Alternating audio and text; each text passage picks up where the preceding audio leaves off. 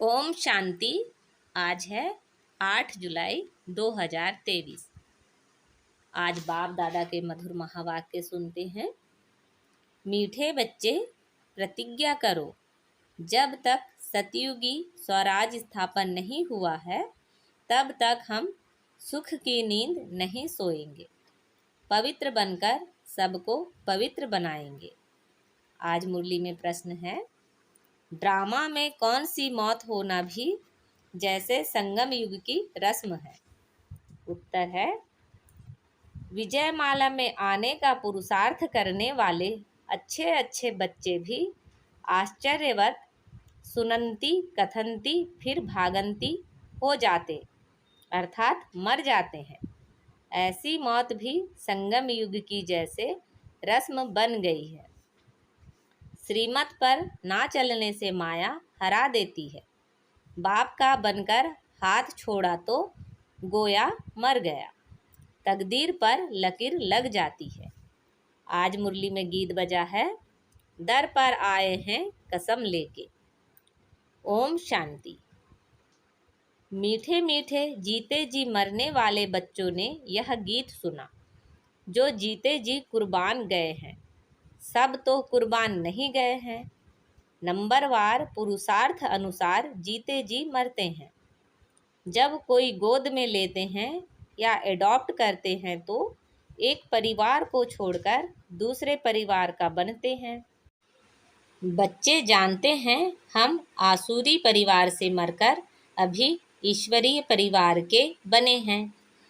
ईश्वर ने आकर गोद में लिया है। अज्ञान काल में कोई ईश्वर की गोद नहीं लेते हैं, धर्म के गुरु की गोद ले लेते हैं। जैसे वल्लभाचारी श्री कृष्ण के मंदिर में बच्चों को श्री कृष्ण की गोद में देते हैं, परंतु वह तो जड़ चित्र, इसलिए फिर ब्राह्मण पुजारी गोद में ले लेते हैं वैष्णव बनाने के लिए। ऐसे गोद में तो बहुत लेते हैं। बच्चे जानते हैं बरोबर उनकी गोद लेते हैं जो होकर गए हैं। कोई क्राइस्ट की गोद लेते हैं, कोई इब्राहिम की गोद लेते हैं। कब होकर गए हैं वह फिर कब आएंगे, यह सिर्फ तुम बच्चे जानते हो। अभी तुम जीते जी मरे हो। तुमको एक बाप की याद में रहना है। लौकिक बाप के बच्चे गोद में आते हैं, बाप मर जाता है, बाकी बच्चे रह जाते हैं। यहाँ तुम ऐसे बाप की गोद में आए हो जो बाप तुमको इस मृत्यु लोक से अमर लोक में अथवा दुर्गति से सदगति में ले जाने वाला है। मनुष्य मात्र का सदगति दाता एक ही है। ऐसे नहीं कि सदगति सिर्फ तुमको मिलती है, सदगति तो सबको जरूर मिलती है, परंतु ड्रामा अनुसार किसको सतो प्रधान, किसको सतो, किसको रजो, किसको तमो सदगति मिलती है। भल तमो में आते हैं तो भी पहले आने से दुख नहीं भोगते, पहले सुख जरूर भोगना है, अंत में तो सभी दुख भोगते हैं। बाप कहते हैं कि सदगति दाता पतित पावन मैं एक ही हूँ। पहले पहले जो आत्माएं आती हैं वह सुख भोगती हैं, फिर दुख में आती हैं। तुम भी नंबरवार पुरुषार्थ अनुसार पहले सतो प्रधान फिर सतो रजो तमो में आते हो। तुम भी नंबरवार सदगति को पाते हो। मुख्य 8 दाने गिने जाते हैं ना। अब तुम सब द्रौपदियाँ हो, बाप के बने हो तो बाप को भी कभी छोड़ना नहीं है, परंतु श्रीमत पर याद नहीं करते हैं तो फिर माया हाथ छुड़ा देती है। गोद तो ली है, शुरू में चलते आए। अच्छे अच्छे बड़े मीठे बच्चे जिनको विजयमाला में 3-4 नंबर में रखते थे वह भी आश्चर्यवत भागंती हो गए। यह भी इस संगम युग की रस्म रिवाज है। आश्चर्यवत सुनंती कथनती मरंती यह होता रहेगा। कहेंगे ड्रामा में इनका यह मौत था। बाप का बनकर फिर हाथ छोड़ा तो गोया मर गया। है तो भल इस दुनिया में, परंतु जीते जी यहाँ से निकलकर आसुरी दुनिया में चला गया। कोई कारण तो बनता है ना, भल कहेंगे ड्रामा, परंतु श्रीमत पर ना चलने से माया से हार खा लेते हैं। तकदीर पर लकीर लग जाती है, ईश्वर का बनने से फिर होती है माया से लड़ाई। बाकी देवताओं और असुरों की लड़ाई नहीं होती है, माया असुर है जो जीत पा लेती है। अच्छा, अब बच्चे लिखते हैं कि राखी बंधन के त्यौहार पर क्या करें। हर त्यौहार पर तैयारियां तो करते हैं ना। रक्षाबंधन पर्व के उपलक्ष्य में इन एडवांस जाकर राखी बांधते हैं। इसका पूरा रहस्य भी बुद्धि में होना चाहिए। आगे तो ब्राह्मण ब्राह्मणियां राखी बांधते थे, अब यह रिवाज निकला है कि बहन भाई को राखी बांधती है। असल में ब्राह्मण राखी बांधते थे, क्योंकि ब्राह्मण जाति उच्च स्वच्छ गाई हुई है। ब्राह्मण असुल सन्यासियों से भी उच्च है, परंतु ड्रामा अनुसार इस समय सन्यासी उच्च बन गए हैं। आगे ब्राह्मण राखी बांधते थे, फिर जन्माष्टमी पर वह राखी खोलते थे। जैसे द्रौपदी के लिए कहते हैं कि जटाएं खोल दी थी, ऋषि लोगों की जटाएं भी हमेशा खुली रहती हैं। पतिव्रता स्त्री होती है तो चोटी बांधती है। द्रौपदी ने खोल दिया था कि जब तक हम अपना राज्य नहीं लेंगे तब तक चोटी नहीं करेंगे। अब तुम बच्चों को सिर्फ अर्थ समझाया जाता है। जब तक हम स्वराज्य नहीं लेंगे तब तक सुख से सोएंगे नहीं। गाते हैं ना, आराम हराम है।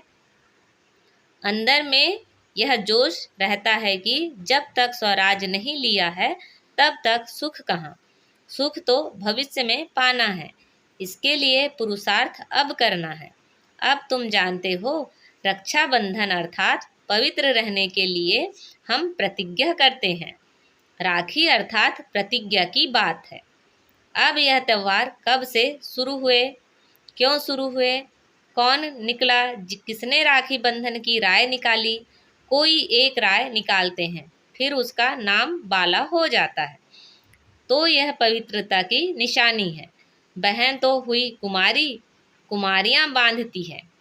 तुम गृहस्थी को भी जाकर बांधते हो, कुमार तो हैं ही कुमार। बहन भाई को बांधती है, कुमार हो या शादी किया हुआ हो। शादी किया हुआ हो फिर पवित्र रहे, यह तो बड़ा मुश्किल है। भगवान कहते हैं कि यह अंतिम जन्म पवित्र बनो, तो भी नहीं बनते हैं। तो बहन द्वारा कुमार भाई को राखी बांधनी चाहिए कि प्रतिज्ञा करो, हम कभी विष नहीं पिएंगे। जो है ही विकारी वह तो कभी विकार को छोड़ेंगे नहीं, भगवान का फरमान भी नहीं मानते हैं। तो यह कुमार कुमारियों की रस्म चली आती है। अब तुम समझते हो कि यह त्यौहार भी संगम युग का है। सतयुग में तो है ही सब पवित्र, वहाँ राखी बांधने की दरकार ही नहीं। ऐसे नहीं कि यह सतयुग से लेकर रिवाज चला आया है। उत्सव बहुत करके संगम युग के हैं। लक्ष्मी नारायण का उत्सव भी अभी मनाते हैं, परंतु उनका महत्व नहीं। श्री कृष्ण जयंती मनाते हैं, परंतु पहले तो श्री कृष्ण को ऐसा किसने बनाया वह बताओ। विचारों को मालूम नहीं, यह भी क्लियर कर लिखना है। उत्सव सब हैं इस समय के, सतयुग में ऐसी बात होती नहीं। यह तो द्वापर में कुछ समय बाद फिर शुरू होते हैं। दीपमाला का उत्सव भी सतयुग में नहीं मनाया जाता जैसे यहाँ मनाते हैं। यहाँ मनाने का अर्थ दूसरा है। उत्सव का महत्व कब का है, यह समझने की बात है। बच्चों को समझाया जाता है यह उत्सव इस समय के हैं, जबकि शिव जयंती होती है। शिव जयंती के बाद फिर होती है राखी। पवित्र बनने की प्रतिज्ञा करते हैं कि यह अंतिम जन्म हम पवित्र बनेंगे, भारत को अथवा विश्व को पवित्र बनाने के लिए। तुम बच्चों के लिए इस रक्षाबंधन का बड़ा महत्व है। प्रतिज्ञा की जाती है, हम कभी पतित नहीं बनेंगे। अब तुम पावन बनते हो तो सिर्फ तुम पावन कुमारियों को ही हक है राखी बांधने का। भाइयों को सदैव पवित्र रहने के लिए राखी बांधनी है और इन गृहस्थियों से प्रतिज्ञा करानी है पवित्र रहने की। कहते हैं ना, पतित पावन आओ, तो जो गायन है वो ही प्रतिज्ञा कराते हैं, पतित से पावन बनो। बाप आकर प्रतिज्ञा कराते हैं। शिव जयंती के बाद है रक्षाबंधन। होली भी ज्ञान की ही है। धुरिया और होली दोनों इस समय के हैं। होली अर्थात पवित्र बनो, धुरिया माना ज्ञान धारण करो। वह फिर पत्थर, धिक्कर, गोबर आदि आदि बनाकर क्या क्या करते हैं, तो पतित पावन बाप ही आकर बच्चों को समझाते हैं। जो जीते जी मरते हैं उनमें भी मातेले और सौतेले होते हैं। मातेले का हिसाब किताब जरूर बाप के पास होगा। बाप जरूर बच्चों की सब कारोबार, मिल्कियत आदि को जानते होंगे। मातेले वह हैं जिनका बाप से पूरा लव रहता है। मातेले भी नंबरवार होते हैं, सौतेले भी नंबरवार हैं। कोई कपूत कोई सपूत तो होते ही हैं। शिव जयंती भी संगम युग पर होती है। संगम को भी टाइम देना चाहिए। जैसे लीप मास कहते हैं, फिर लीप सेंचुरी 100 वर्ष की है, यह बहुत ऊंची है। लीप सदी 20वीं सदी कहते हैं ना, इनमें भी यह सदी जिसमें बाप आते हैं इसको संगम सेंचुरी कहेंगे। उथल पुथल होने का टाइम लगता है। दीपमाला भी यहाँ की है। तुम बच्चे जानते हो, शिव जयंती के बाद फिर है पवित्रता की बात। शुरू से लेकर पवित्रता पर झगड़ा चला आया है। पवित्रता के साथ ज्ञान और योग की होली धुरियाँ साथ साथ है। बाप की याद भी अच्छी रीति चाहिए। ज्ञान का धुरिया भी चलता रहता है। ज्ञान बरसात तुम पर होती ही रहेगी, पवित्रता पर ही झगड़ा चलता है। सब कहते हैं कि यह कौन आया है जो कहते हैं घर गृहस्थ में रहते पवित्र रहकर दिखाओ। सन्यासी तो खुद घर बार छोड़ जाते हैं। गोपीचंद राजा की भी कहानी है। उनसे पूछा गया, तुमने राज्य भाग क्यों छोड़ा? बोला, प्रभु मिलन के लिए छोड़ा है। इस पर गीत भी अच्छे अच्छे गाते हैं। यहाँ तो गृहस्थ व्यवहार में रहकर पवित्र रहना है। पवित्रता पर ही सारी खिटपिट होती है।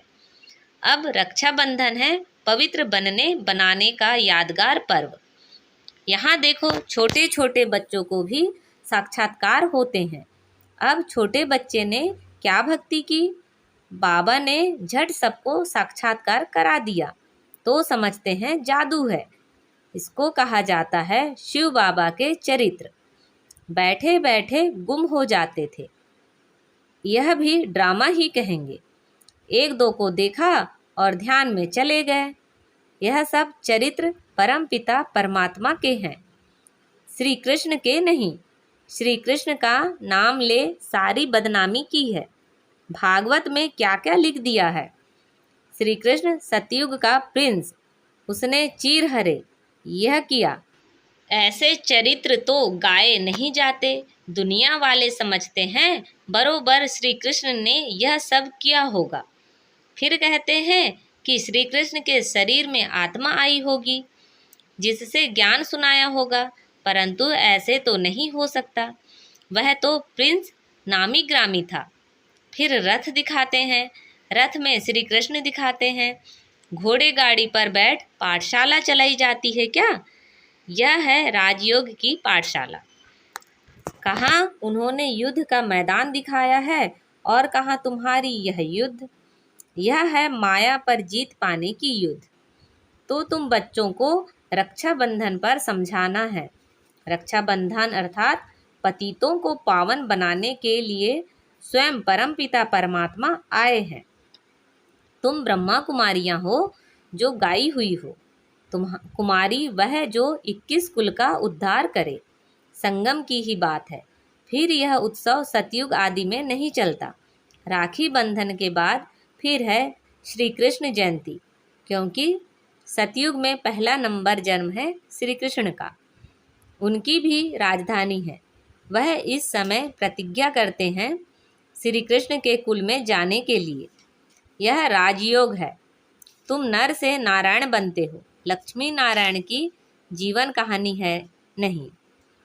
बाप ने समझाया है राधे कृष्ण सो लक्ष्मी नारायण जी की जीवन कहानी। श्री कृष्ण का जन्मदिन मनाते हैं। अच्छा, नारायण जयंती कहाँ? कारण होगा ना समझने कारण सारा खेल ही मुझा दिया है। महत्व सारा यहाँ का है। ऐसे भी मत समझो कि दीपमाला कोई सतयुग से शुरू होती है। सतयुग में तो है ही पवित्र दुनिया। सभी की आत्माएं जगी हुई हैं। उत्सव सब इस समय के हैं। अभी तुम सबकी बायोग्राफी को जानते हो। शिव बाबा स्वयं आकर के बच्चों को कहते हैं कि अब पवित्र बनो, तुम आत्माएं मैली हो गई हो। सन्यासी तो कहते हैं आत्मा निर्लेप है। इसलिए बहुत लोग कह देते हैं अंडा मछली आदि खाने में कोई हर्जा नहीं है। सबकी अपनी अपनी रस्म रिवाज है ना। आगे काली पर मनुष्यों की बलि चढ़ाते थे।